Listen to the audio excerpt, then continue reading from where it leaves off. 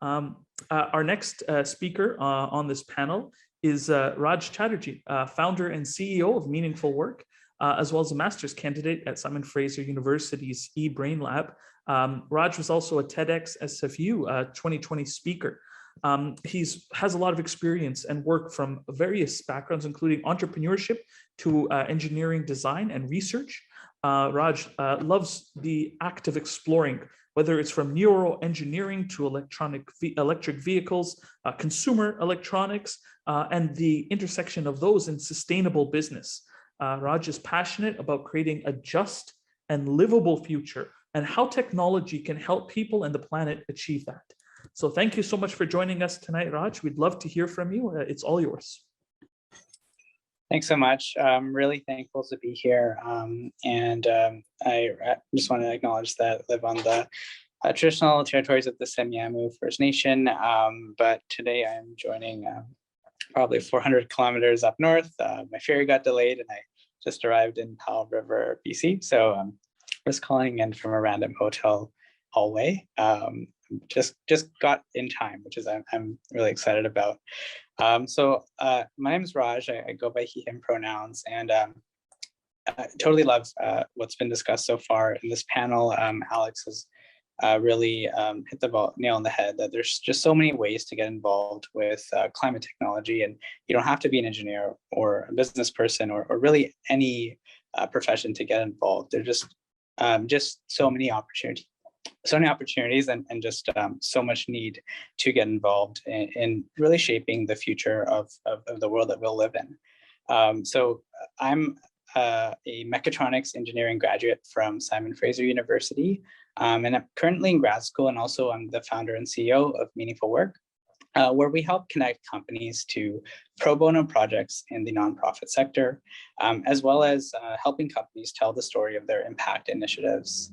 I've also had the opportunity to approach the clean energy transition from both advocacy as well as the technical side of things.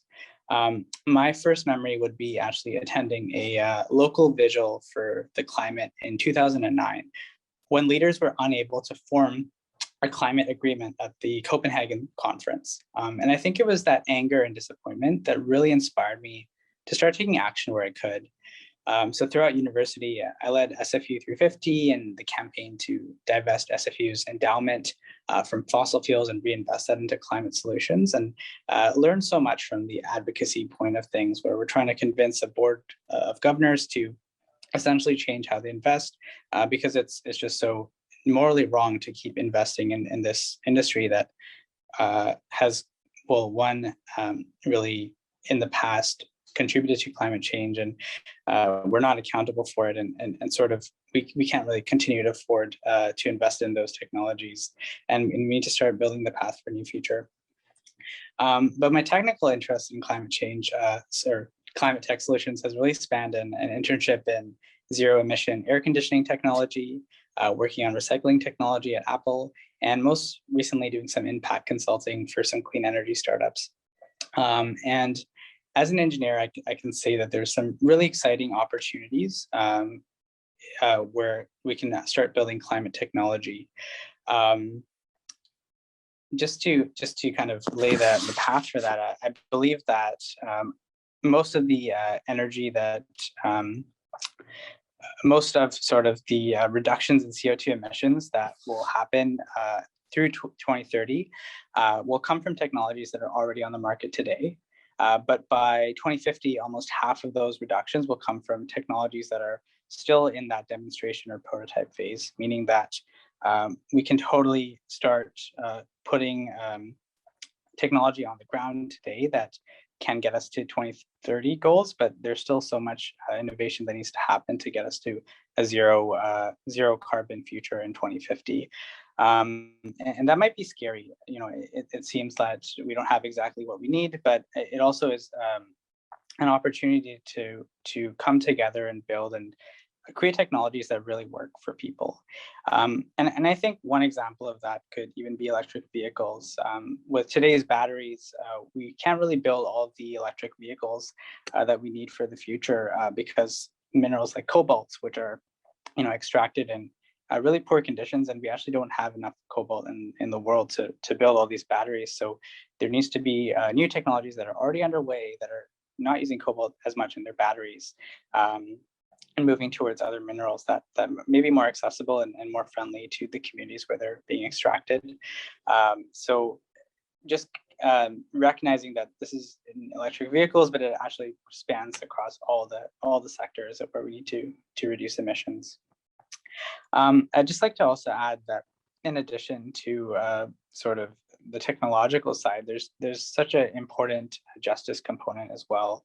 And I really like the framework called Design Justice. It's a really neat framework that looks at if we're building or designing solutions that are actually benefiting communities. And when you look at that, you can sort of ask yourself who will benefit from the solution and who will be harmed from the solution. And those are some really key questions to ask across the whole life cycle of the technology you're considering.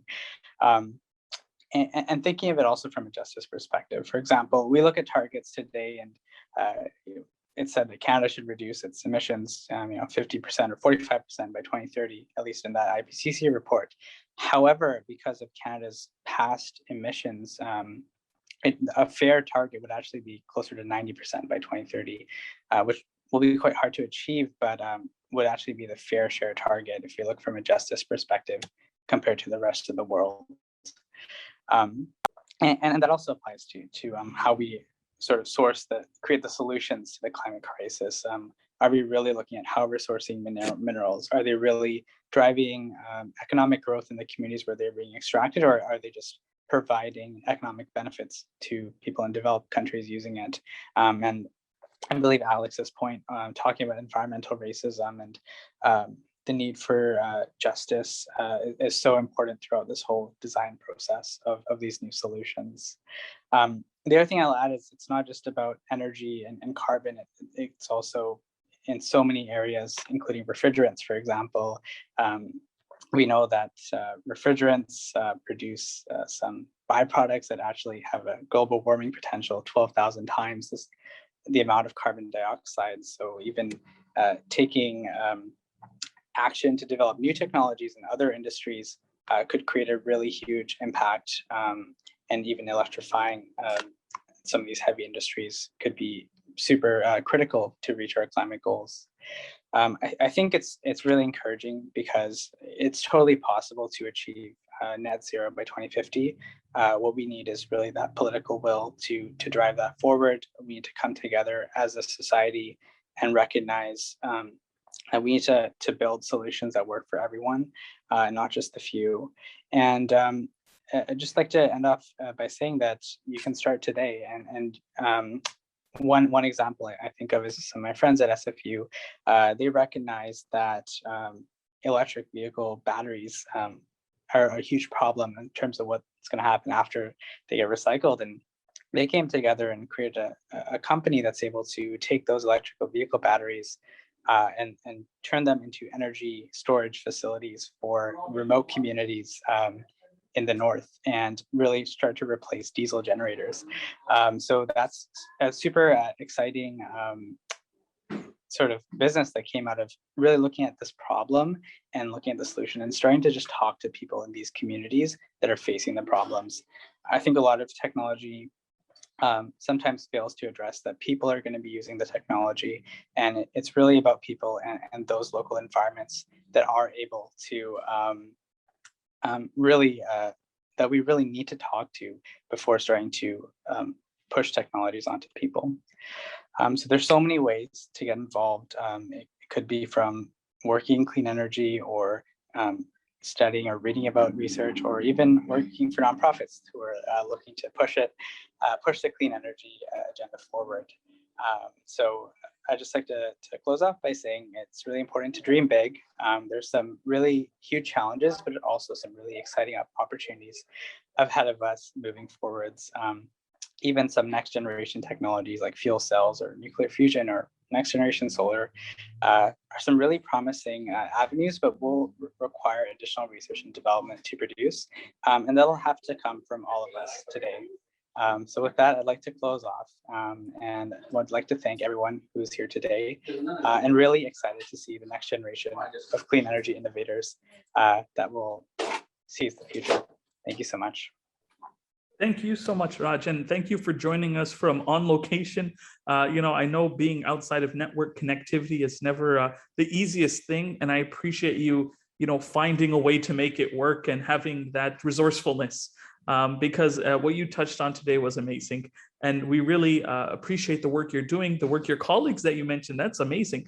Like to have them actually create new solutions on the ground and then turn that into, an entrepreneurial endeavor. That's a great thing to hear about. So thank you for sharing those key points and your lived experience in this matter. Thank you, Raj.